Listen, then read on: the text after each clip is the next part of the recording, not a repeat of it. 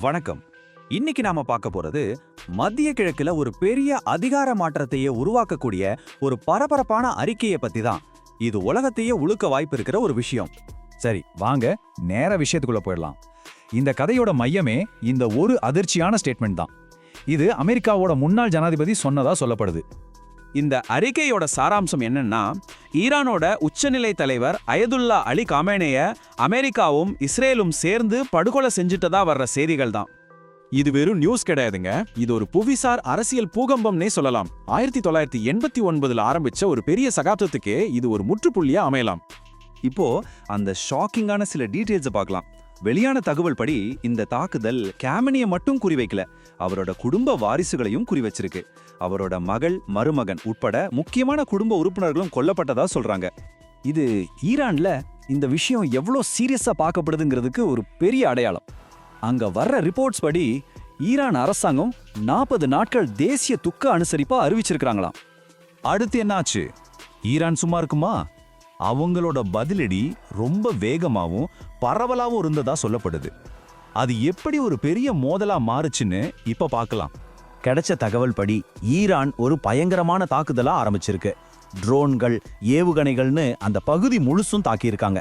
இதுல ராணுவ தளங்கள் மட்டும் இல்ல, துபாய், பஹ்ரைன் மாதிரி இடங்கள்ல பொதுமக்கள் இருக்கிற மையங்களையும் குறி வச்சிருக்காங்க. 100க்கும் மேல அமெரிக்க வீரர்கள் கொல்லப்பட்டதா சொல்றாங்க. இங்கதான் விஷயம் மாறுது. இது வெறும் ஒரு படுகொலைங்கிறத தாண்டி ஒரு முழுமையான போரா மாறிடுச்சு. இதுதான் இந்த நிகழ்வுல முக்கியமான ஒரு திருப்புமுனை. சரி, ஈரான் இப்படி தாக்குதல் நடத்தினா அடுத்த பக்கம் சும்மா இருப்பாங்களா? அவங்க கொடுத்த பதிலடி தான் இன்னும் பிரம்மாண்டம். அது யாருமே எதிர்பார்க்காத அளவுக்கு. நாம இங்க பேசிட்டு இருக்கிறது ஒரு மிகப்பெரிய வான்வழி தாக்குதலை பத்தி. அதாவது அமெரிக்கா, இஸ்ரேல், யூகேவோட கிட்டத்தட்ட 400 போர் விமானங்கள் ஒரே நேரத்துல ஈரானை தாக்குனதா சொல்லப்படுது. இந்த எதிர் தாக்குதல் வெறும் பில்டிங்களை மட்டும் குறிவைக்கல, ஈரானோட ராணுவ மற்றும் அரசியல் தலைமையை மொத்தமா காலி பண்றதுதான் அவங்க நோக்கமா இருந்திருக்கு. முகமது பாக்பூர், அதாவது ஈரானோட சக்தி வாய்ந்த புரட்சிகர பாதுகாப்பு படையோட தளபதி உட்பட பல முக்கிய அதிகாரிகள் கொல்லப்பட்டதா ரிப்போர்ட்ஸ் சொல்லுது. இதுல இன்னொரு பெரிய ட்விஸ்ட் என்னன்னா, பிரிட்டனும் இப்போ அதிகாரப்பூர்வமா இந்த சண்டையில குதிச்சிட்டதா அவங்க பிரதமர் அறிவிச்சிருக்காரு. இதனால இது வெறும் ஒரு பிராந்திய போரா இல்லாம ஒரு உலகளாவிய மோதலா மாறி இருக்கு. இந்த சம்பவம் ஏன் இவ்வளோ பெருசா பார்க்கப்படுதுன்னு நம்ம முழுசா புரிஞ்சுக்கணும்னா, முதல்ல அயதுல்லா காமனி யாருன்னு தெரிஞ்சுக்கணும். அவர் வெறும் ஒரு அரசியல் தலைவர் மட்டும் இல்ல. காமனி ஒரே நேரத்துல 2 முக்கியமான பதவியில இருந்தார்.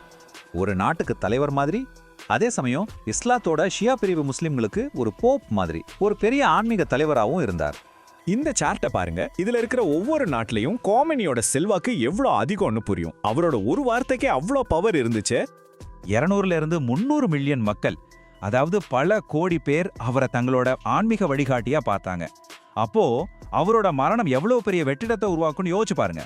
அதுவும் ஈரான்ல மட்டும் இல்லாம உலகம் முழுசும். சரி, இப்ப கடைசியா இந்த சம்பவத்தோட தாக்கம் எப்படி உலகம் முழுசும் பரவுது, என்னென்ன விளைவுகளை ஏற்படுத்துதுன்னு பார்க்கலாம். பொருளாதார ரீதியா உடனடி பாதிப்புகள் தெரிய ஆரம்பிச்சிடுச்சு. உலக அளவுல விமான சேவைகள் பாதிக்கப்பட்டிருக்கு. அது மட்டும் இல்லாம உலகத்தோட எண்ணெய் விநியோகத்துக்கே முக்கியமான ஹார்மோஸ் ஜலசந்திய ஈரான் மூடிட்டதாகவும் சொல்றாங்க. இது உலக பொருளாதாரத்துக்கே ஒரு பெரிய அச்சுறுத்தல். சுருக்கமா சொல்லணும்னா, இந்தியா மாதிரி எண்ணெய் இறக்குமதி பண்ற நாடுகள் எல்லாம் ஹை அலர்ட்ல இருக்கு. ராணுவ ரீதியாவோ, பொருளாதார ரீதியாவோ, இல்ல பேச்சுவார்த்தை மூலமாவோ இப்போ உலகத்துல இருக்கிற எல்லா நாடுகளுக்கும் இதுல ஒரு பங்கு இருக்கு. ஒரு ஆன்மீக தலைவர் இல்ல, ஒரு பிராந்தியமே பற்றி எரியுது. உலக பொருளாதாரம் ஆட்டம் காணுது. அப்போ அடுத்து என்ன நடக்கும்? இதுதான் இப்போ உலகமே கேட்டுட்டு இருக்கிற $1 மில்லியன் கேள்வி. இதுக்கான பதில் யாருக்கிட்டையும் இப்போதைக்கு இல்ல.